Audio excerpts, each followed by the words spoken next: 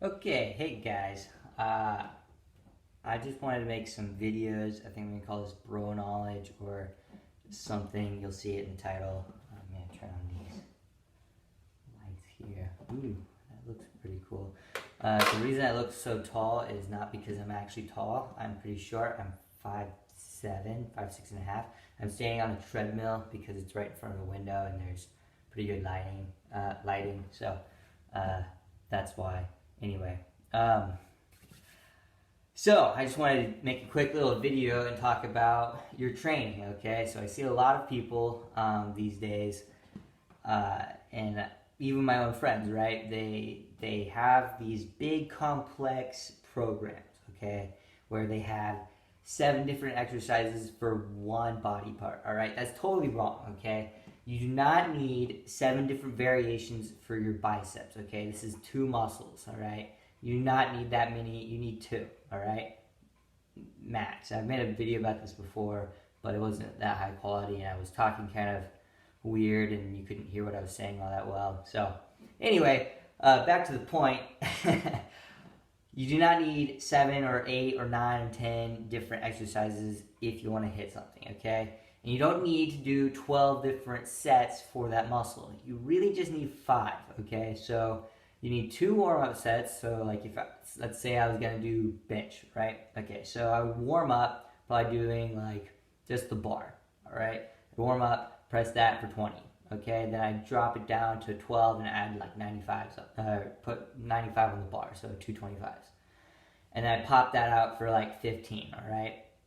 Then I start my working set. Slap on, 135, and then bench that until you fail, okay? A lot of people don't train failure, but your muscle, okay, so your muscle sends signal to your brain to build the muscle like whenever it goes to failure. I don't know why. Well, I do know this makes sense, right? I mean, there's lots of studies about it. I don't have them, and I'm not that technologically advanced or have the time to link all these articles. But I've read these articles before, so you're just gonna trust me. Look it up if you don't trust me. So, anyway, I just wanted to stop everyone from thinking, oh man, I need to go to the gym, but I don't know what exercises to do, and I don't know how hard or how long to train, okay? Stop making excuses and just go to the gym, right? That's step number 1. And then you don't care about what everyone else thinks. You just look up basic, like you can look up all these exercises. There's so much information on YouTube where you can just look up literally basic bicep workout and you're good. Like you really just need a set of dumbbells. I mean, I worked out in a barn for years and years and I made plenty of gains. And then we built this awesome thing and now I'm making even more gains, and thank God we have it, so, we have a place to put all the gym equipment. So, anyway, not the gym equipment, the scoliosis equipment stuff. So, all the spinal weighting and the long elongation table and all that. So, yeah, I'm getting off topic again. Oh, yeah, so biceps. All right. So you just need go do to start out some standing curls. All right, you'll see all these guys on Instagram and YouTube and they're like, oh, you want to do your variation where you're gonna pick up your dumbbells and then rotate them and then go back a little bit and then go down, and that way you're hitting everything on your bicep. No, you're not gonna do that. You don't know how to do that, right? You don't need it. Don't let the perfect be the enemy of good. You could start with a good plan and you go now rather than a perfect plan and go, in 6 months, and then that 6 months you're not making gains and building muscle. Okay. Another thing is if you want to build muscle, use your creatine. All right. Creatine is super cheap. I don't know who started the myth or the rumor. Probably some mom that creatine is gonna freaking kill you and it makes you blow it up and look weird. That's all bull crap. Creatine is safer than toast. Okay. And if you want to build some muscle, like for me, whenever I was bulking like super hard before football season last year or 2 years ago sometime, I put on 10 pounds in 3 months and I was still lean. All right, so and my bench blew up. It went from 160 to 190. All right, and then stayed at like 190 for 6 more months, which I finally broke 205 just last week. So the point of this is creatine is good, and I'll break down what creatine does it does two things. So the first thing is it converts ADP to ATP. Now what that means is ADP is the tired. I'm either switching these or not. I'm not exactly sure. They're very, like, why would they name them ADP and ATP? They're very similar. Anyway, it converts ADP to ATP. So ADP is the tired feeling in your muscle, right? That's lactic acid. That's, I can't explain this in a non-technical term because I know everyone doesn't know what that means. So lactic acid is that burning feeling in your muscles and that soreness, all right? So this eliminates that, and it converts you to ATP, which is the energy. So that is going to increase your glycogen count. Glycogen is the fat stores in your muscle, right? So that's going to increase that count. The second thing that this does is I guess it does three things. Well, it's kind of two, but the third thing is inside the first thing. It will make you stronger, pretty much. It stores water into your muscles, which is the second thing. Now, this is where everybody freaked out, all right? Oh my gosh, you don't want to store water in your muscle because that's bad. No, wrong, okay? Your muscle is made of 72% water, all right? If more water was going to be bad for it, then, I don't know where I was going with that. But that's dumb. Don't think that. That's stupid. Not you, but, people who think that creatine's bad for you. It's not. It's literally found in meat, okay? Creatine comes from meat. Well, it doesn't come from it, but they extract it, all right? You'd have to eat literally 20 pounds of red meat to get enough creatine than you would just taking a scoop, 5 grams of creatine from a scoop from Walmart, all right?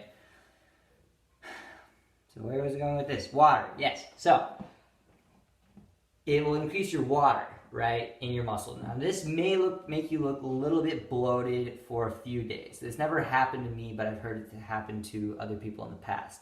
This is getting long. It's 7 minutes already. All right, I'll speed this up. It's never happened to me though. So because there's more water, your muscle has more to work with. All right. So this will increase muscle mass very fast. All right. You'll look weird, like a little bit bloated if this happens. If you get bloated, or if you're the type of person to get bloated, might look weird for just a couple of days, but it's gonna help you in the long run. Even if and you don't have to cycle on and off, right? You just stay on it. A lot of people think, oh, I took a 30-day cycle of creatine. It's not steroids, dude. It's creatine. Why you say that? Oh, I took a cycle. Cycles used in testosterone and stuff. Anyway,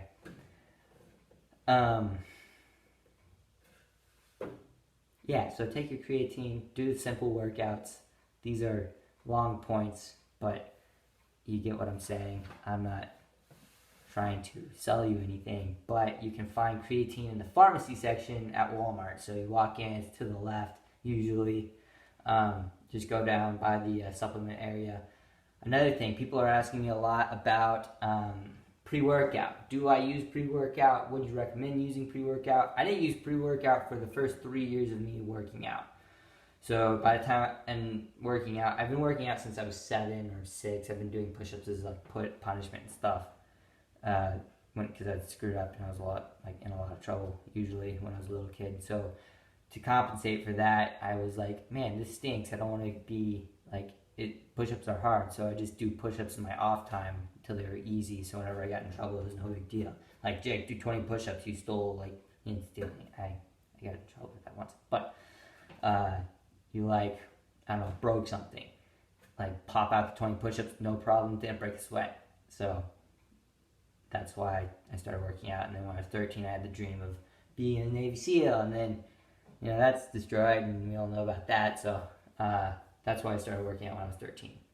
But anyway, back to my point, which was, this is a terrible video. I'll call it Bro Rant, the first one, because the way that my schedule is working out, these high quality edited videos. I don't have my own personal computer, it's my dad's computer, so and he gets off at 5, so I just go and edit videos after he's done with work, and I've already been doing stuff all day, so I'm tired and I don't want to do that. So that's why I'm doing these now. And the algorithm for YouTube is so terrible that it rewards more content over quality content. So if I want to ever go anywhere, I just upload every day, you know, like, it's no big deal. I know you don't, like, work or anything, just upload every day. Screw you, we don't care, we're YouTube, we're the biggest platform in the world. Anyway, oh yeah, pre-workout, that's what I was talking about. Okay, this is the last subject I'll talk about, and then I'll end this video and you don't have to waste your time anymore. Alright, pre-workout. So, it's got creatine in it, so that's good. It's got lots of caffeine in it. So, an average cup of coffee is about 50 milligrams of caffeine. Now, an average scoop of pre-workout has 130 to 200 milligrams of caffeine. If you want a really strong one, it's 300 to 400, right? I wouldn't mess with those. That's, you know, borderline messing with your heart, all right? So, the low doses of caffeine are better, in my opinion, because you do not need the higher caffeine content. It's got lots of good stuff that are in there.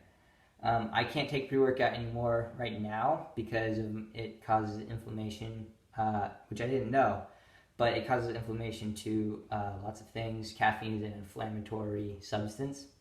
So I don't take that anymore because of my scoliosis, and I don't want to inflame my back. So I don't take it anymore, but I think it's great. If I could, I would. I think you should take it if you haven't been.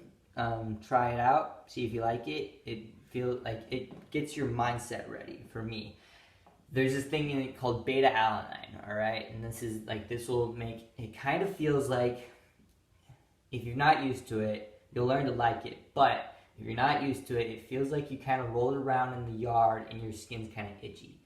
This is a bad description, but it's like tingly and it's kind of like weird, and I feel on my neck and my shoulders the most. All right, some people feel it in their legs and their calves, stuff like that.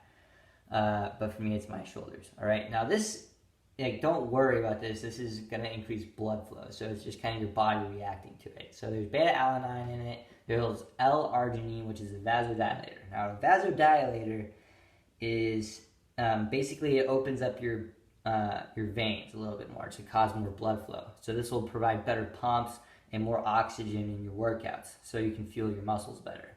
I take L-arginine before games. I used to take pre-workout before games. I always had really good games whenever I had pre-workout.